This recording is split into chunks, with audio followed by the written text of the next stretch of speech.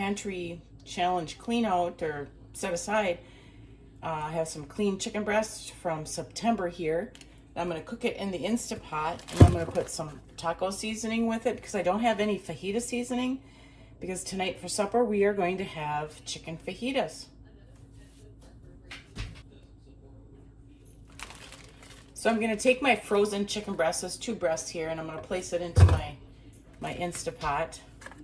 I'm going to sprinkle some taco seasoning over the top of it.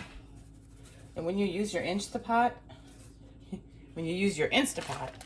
you need to have at least a cup of water in it so that it has something to bring up to pressure. So I'm going to pour it onto the side so it doesn't take over all that seasoning. I'll let you see on the inside. I'm gonna wash my hands.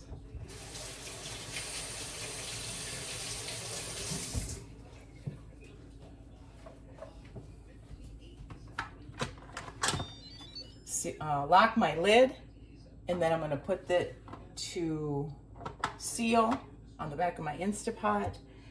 Then I'm going to choose the meat, and I'm going to let it cook for 35 minutes on here. So what it's going to do is first it has to bring it up to pressure, then it'll start the countdown on the 35 minutes of the actual cooking.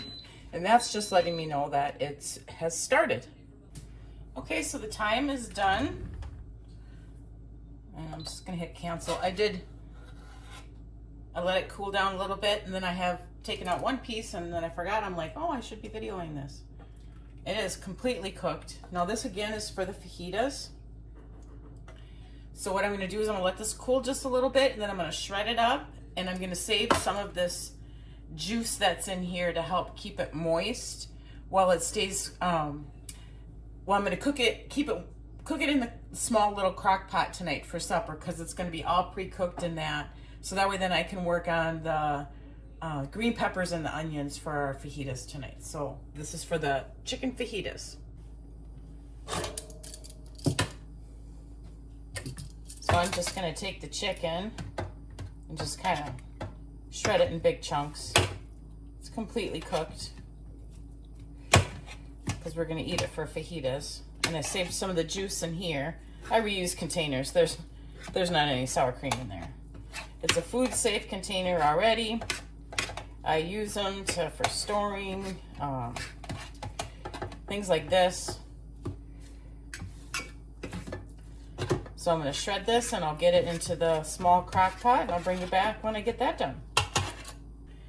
So I finished shredding it. I didn't want it shredded too small, because we're going to be putting it in soft shell tacos tonight.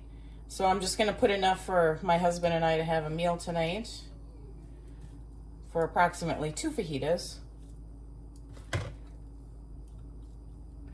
And then the rest of this I'm going to put into a container, and we can use it as leftovers for the rest of this week. And if we don't eat them up, then I will freeze it, label it.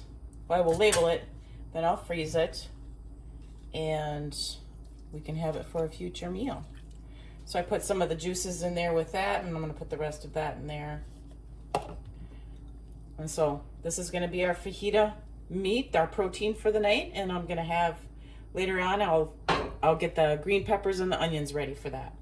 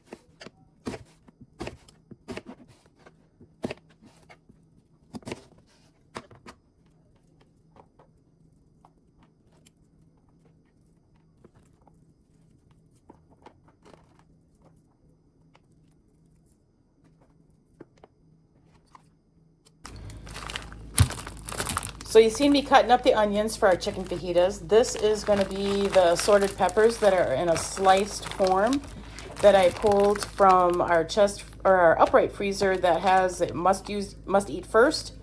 And so this is part of getting rid of the things that I need to get rid of from my pantry challenge / challenging myself to use what's in my pantry and freezers.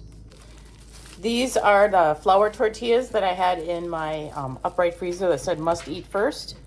And I took them out of the package. I usually get a really big package and then I divide them up and then I put two things of saran wrap around it to protect it from freezer burn. So I'm using one more thing out of my upright freezer that I'm forcing myself to that we must eat first.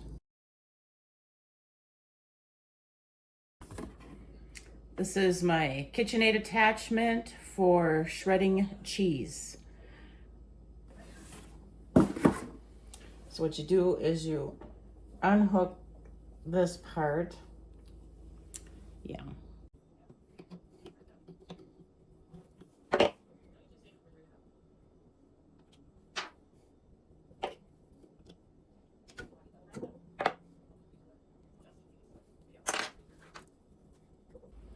Took me a bit, but I got it on there.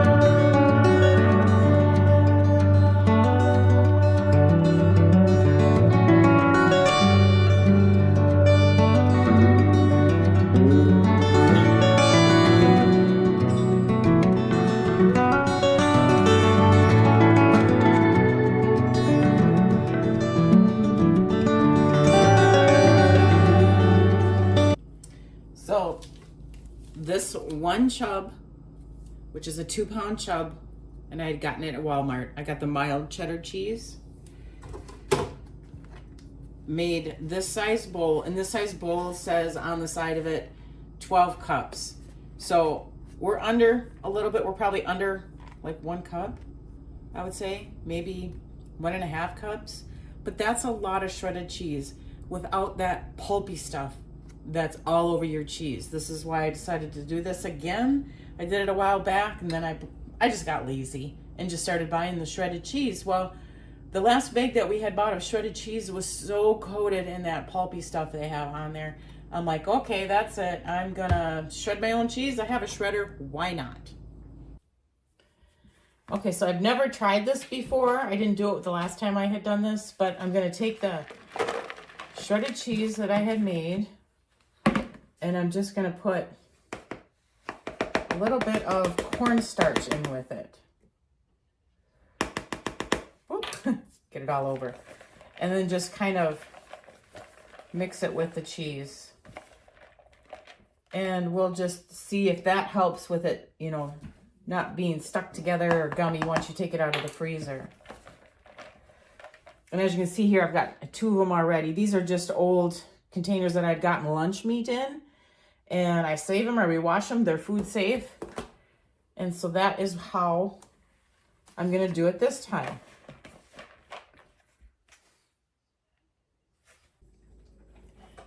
So out of the 4 pounds of cheese that I had shredded up, I had gotten 1, 2, 3, 4, 5 of these lunch meat containers. You can hear we're babysitting a dog for my daughter.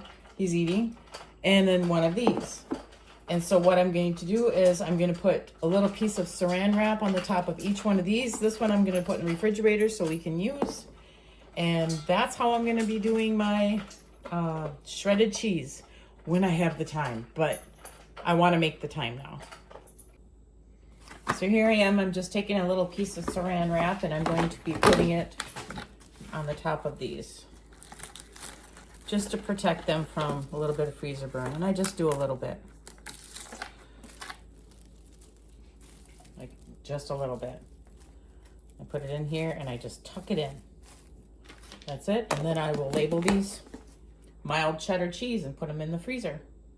I did take the attachment off my mixer, and as you can see, it isn't the greatest. It does have some of the cheese and that in there. I dug out the chunks. But you can use that as a snack. Or if you have a dog that you're babysitting and won't leave you alone, this will be his snack for the day.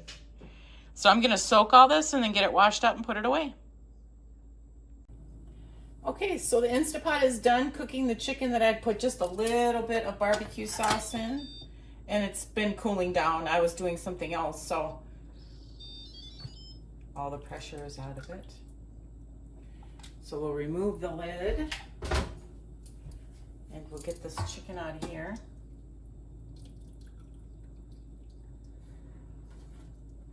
And it should be done.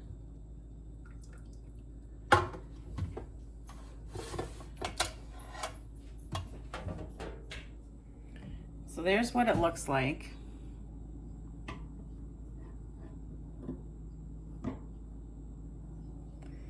And that's the juices that I have left over in it.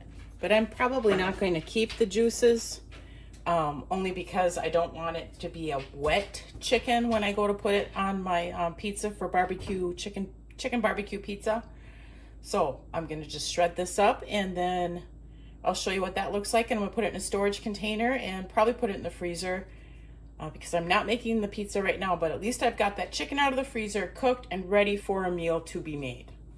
So here's that barbecue chicken. I shredded it and put some barbecue sauce in it. These 2 over here have enough for 2 pizzas each for the size pizzas that we make. And then I have 2 glass containers for my husband to take to work for lunches and a small white container there for my lunch today. So those 2 chicken breasts made a lot. I'm gonna get 4 pizzas out of the shredded chicken I have here, 2 meals for my husband for lunches at work, and 1 for lunch for me today.